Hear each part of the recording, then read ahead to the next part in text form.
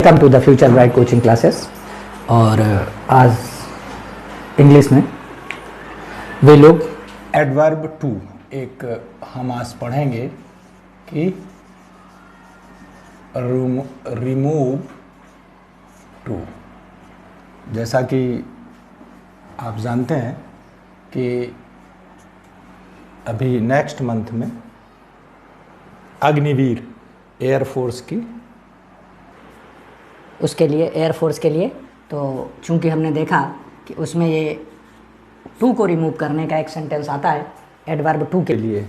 वैसे तो मैं आपको बता दूं, the meaning of the two is, इसको हिंदी में भी, लेकिन ये नाउन या किसी प्रोनाउन के बाद जब यूज़ होता है तो भी का अर्थ देता है। इसका अर्थ होता है, जिसको आप ऑल्सो से भी कह सकते हैं, इसलिए वहाँ नहीं, मेन यूज इसका है टू। तो टू का जब ये एज अ एडवर्ब यूज होता है तो इसका मीनिंग होता है, ये टू मीन्स होता है बियॉन्ड द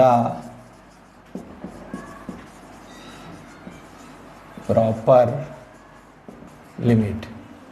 ये टू का यूज जो होता है ये होता है beyond the proper limit.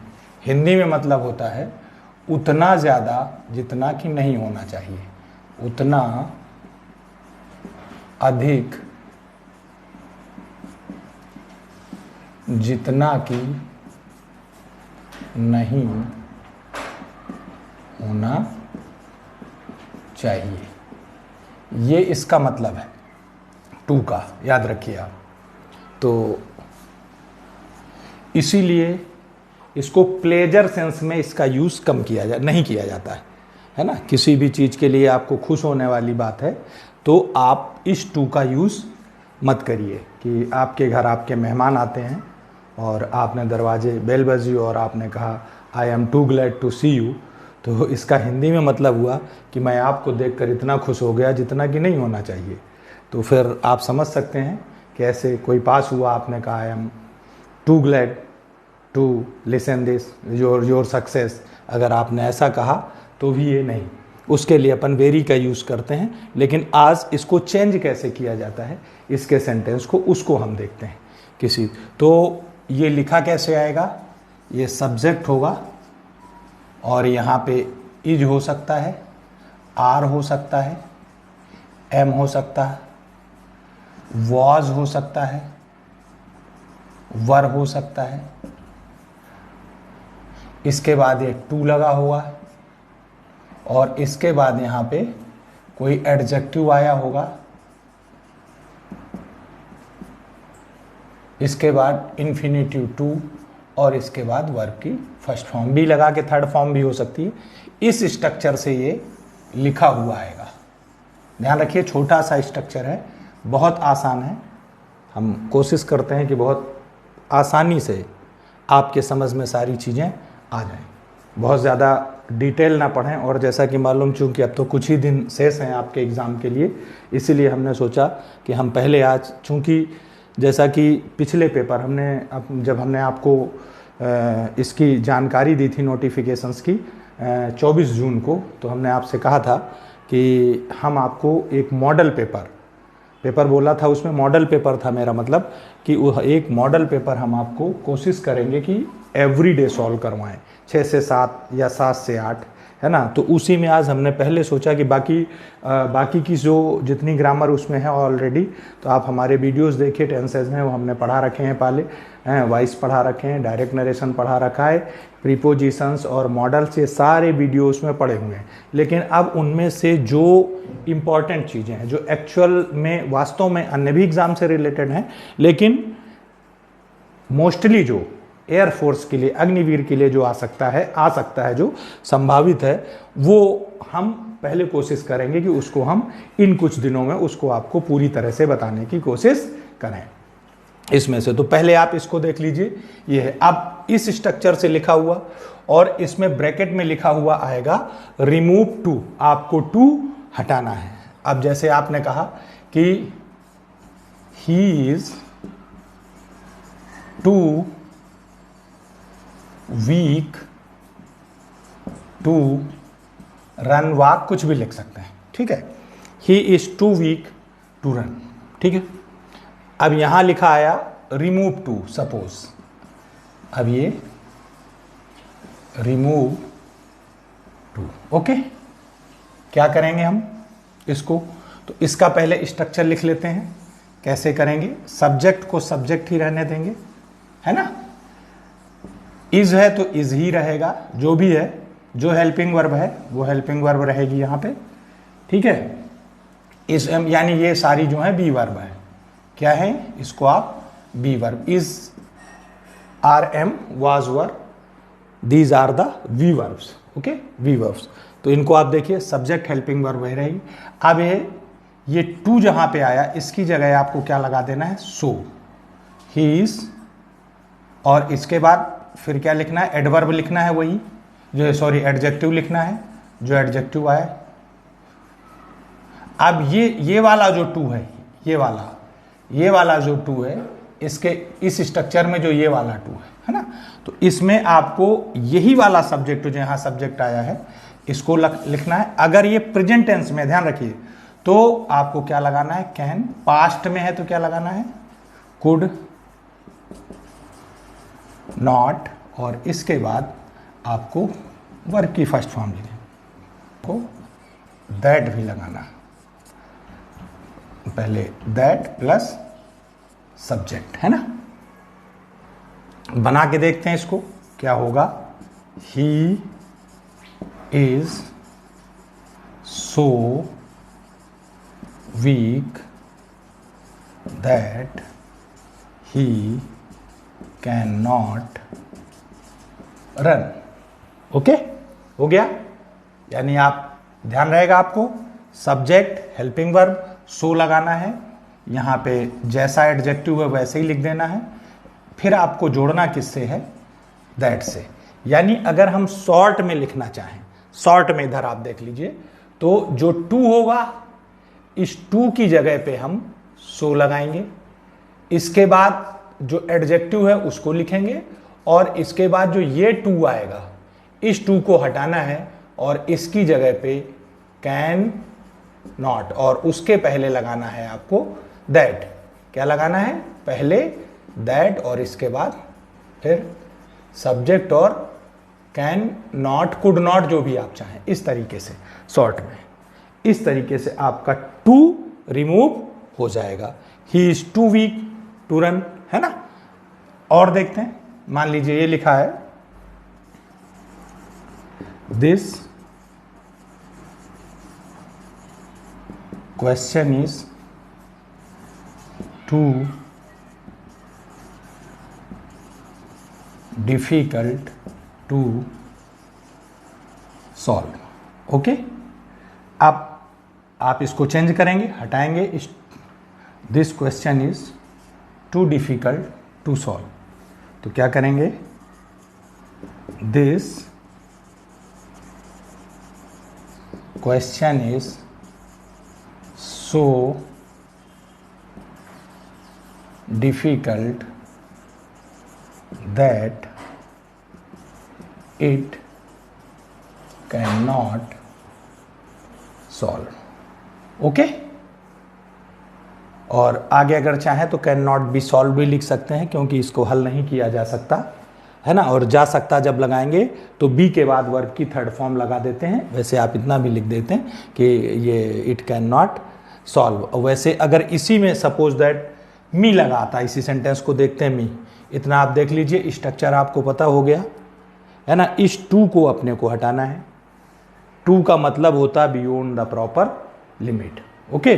Structure बस इतना सा है कि सब्जेक्ट लिखेंगे, हेल्पिंग वर्ब जो भी है is are am was were, so लगाएंगे, टू की जगह पे एडजेक्टिव जैसा आया वैसा ही लिख देंगे, और इस टू की जगह दैट, है ना, फिर सब्जेक्ट कैन नॉट, दैट इसके बाद सब्जेक्ट कैन या कुड, उसके बाद अपने को नॉट लगाना। क्यों लगाना, क्योंकि हमने पहले ही कहा ये टू जो है ये निगेटिव सेंस देता है, किसी भी प्लेजर थिंग्स के लिए, किसी अच्छी चीज के लिए इसका यूज किया नहीं जाता। It can not be use for the pleasure things.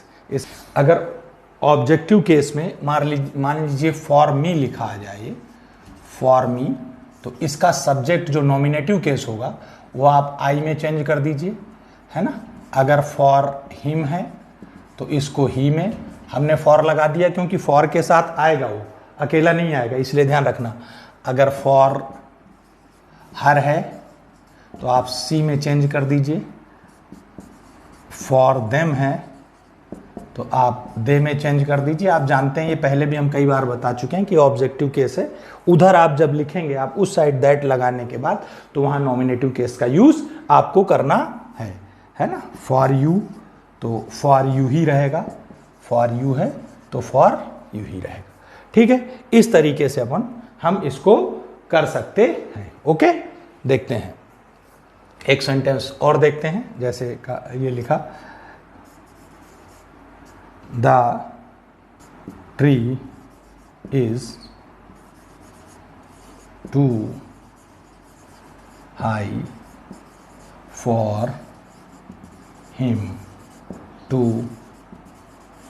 Climb, ठीक है। क्या हो जाएगा उसी से, the tree is so high that, अब ये जो फॉर हिम था इसको किस में चेंज कर देंगे, ही कैन नॉट क्लाइंब, है ना। इस तरीके say that he can not climb, the tree is so high that he can not climb. For him को किस में चेंज कर दिया हमने, ही में। फॉर हिम को किस में चेंज कर दिया, ही। इसी प्रकार अगर हर आ जाए तो सी में, अगर देम आ जाए तो देम में आप चेंज कर सकते हैं। ओके, और देखते हैं एक आध दो एग्जांपल्स। अगर सपोज दैट ये लिखा है, English is too for me to learn, क्या करेंगे आप, English is so difficult that I can not learn. Okay, इस तरीके से हम इसको चेंज कर सकते हैं। ये सेंटेंस पूछा बहुत जाता है, इसलिए हमने इसको बिल्कुल अलग करके आपको सेपरेट इसको बताया कि एक वीडियो हम इसके लिए बना देंगे, जिससे आप इसको आसानी के साथ कर लें, आपको ज़रा सा भी ये डिफ़िकल्ट ना लगे। कुछ और देख लेते हैं। मान लीजिए ये लिखा आ जाए कि he is too poor to help you, क्या हो जाएगा, he is so poor that he can not help you. बहुत इजी है, बिल्कुल पेन ही नहीं रुकेगा, आप करते चले जाएंगे इजी आसानी के साथ। बस थोड़ा सा पहले आपको थोड़ा सा देखना है, एक 15-20 मिनट आपको बैठना है, स्ट्रक्चर को ध्यान रखना है। बस इतनी सी बात याद रखना है कि मैंने क्या कहा, ये वाला टू जो है ये सो में चेंज हो जाएगा, और ये वाला टू जो है ये वाला टू है ये दैट सब्जेक्ट कैन नॉट में चेंज हो जाएगा, इसमें चेंज हो जाएगा। बस इसी से आप बनाते रहेंगे और 2-4 दिन प्रैक्टिस करेंगे, 1 घंटे प्रैक्टिस करेंगे रोज, तो ये फिर स्ट्रक्चर आपको लर्न हो जाएगा, रट जाएगा, फिर उसमें कोई आपको ज़्यादा जरूरत। और देखते हैं, the box was too heavy to lift, ठीक है। अब वॉज लगा हुआ तो हमने पहले बताया था, अगर इधर इज हो तो उधर कैन लगेगा, अगर वॉज है तो कुड, तो क्या हो जाएगा, the box was so heavy that it can not be lift. It can not be lift. Okay, इस तरीके से आप कर लेंगे। हाँ, एक चीज़ और ध्यान रखना आप कि जब कभी भी इधर आपका सब्जेक्ट जो है वो नॉन लिविंग हो तो आप उधर इट लगा दीजिए। क्या लगा दीजिए? इट लगा दीजिए। जैसे आपने कहा, जैसे हम कहते हैं वीसी, एक और एग्जाम्पल देखते हैं, the tea is too hot to drink. क्या हो जाएगा? The tea is so hot that it cannot be drunk या drink। ओके, इस तरीके से आप बना सकते हैं और ये आप इस स्ट्रक्चर को ऐसे कर सकते हैं। प्रैक्टिस करिए। जहाँ कहीं भी आपको प्रॉब्लम आए आप कमेंट्स में लिखकर हमको भेजिए। कोई और डिफ़िकल्ट सेंटेंस अगर आप सॉल्व कर रहे हैं, विभिन्न क्वेश्चन, हम तो वैसे कोशिश कर ही रहे हैं कि हमको बहुत सारे सेंटेंस मिलें और हम आपको बताएं। इसके अतिरिक्त suppose that if you find any sentence and you are unable to understand that sentence, you direct contact me and I will try to solve your all problems. Okay, अब एक और बात आपको बता दें, ज़रूरी बात। कभी कभी क्या होता है कि सिर्फ एक टू आता है, ये उसके साथ इन्फिनिटिव नहीं आता। अगर सपोज दैट कभी कभी क्या होता है कि सिर्फ एक ही टू आता है, TOO, यानी सपोज दैट ये ऐसा आ जाए कि इट इज टू कोल्ड। ठीक है, बस इतना आ जाए। ठीक है तो आप बियॉन्ड द प्रॉपर लिमिट लगा दीजिए, आप एक्सट्रीमली लगा दीजिए। ठीक है, या आप इसको क्या करिए, कंपैरेटिव डिग्री में चेंज कर दीजिए, कोई प्रॉब्लम नहीं। आप कंपैरेटिव डिग्री में चेंज कर दीजिए। है, तो इसको बनाने के लिए आप क्या करेंगे, it is cold beyond the proper limit लिखें या प्रॉपर लिख के छोड़ दें, या ऐसा भी कर सकते हैं, इट इज एक्सट्रीमली कोल्ड। और किसी किसी सेंटेंस में अगर आ जाए तो अगर टू है और वो वाला इस टू के अलावा इन्फिनिटिव नहीं है तो आप ओवर भी लगा सकते हैं। ओके, और लेकिन ऐसा कम आता है, हमने आपको एक बता दिया है, और आप चाहें तो और बहुत सारे कर सकते हैं, है ना। इसकी जगह कोल्ड की जगह आप हॉट कर दीजिए दूसरा। तो बस आप याद रखिए बियॉन्ड द प्रॉपर लिमिट से आप इसको बना सकते हैं, या इट इज़ एक्सट्रीमली कोल्ड से भी बना सकते हैं। और अगर चाहें तो अगर आपने डिग्रीज पढ़ी हैं तो आप इसको कंपैरेटिव डिग्री से भी बना सकते हैं। ये आप इसका एक तरीका, दूसरा तरीका, तीसरा तरीका ये है कि आप, हमने कहा कंपैरेटिव डिग्री अगर आपको आती है तो आप कंपैरेटिव डिग्री में देन का यूज़ करते हैं, उसके अकॉर्डिंग कर लीजिए। It is colder than it should be. ये यहाँ पे इट इज़ प्रॉपर भी ले सकते हैं, it is colder than it is proper. Okay, तो इस तरीके से आप बनाइए और इसकी कोशिश करिए कि आप इससे ज़्यादा बनाएं। जहाँ कहीं भी आपको प्रॉब्लम लगे आप हमसे पूछिए ज़रूर। Okay, thank you.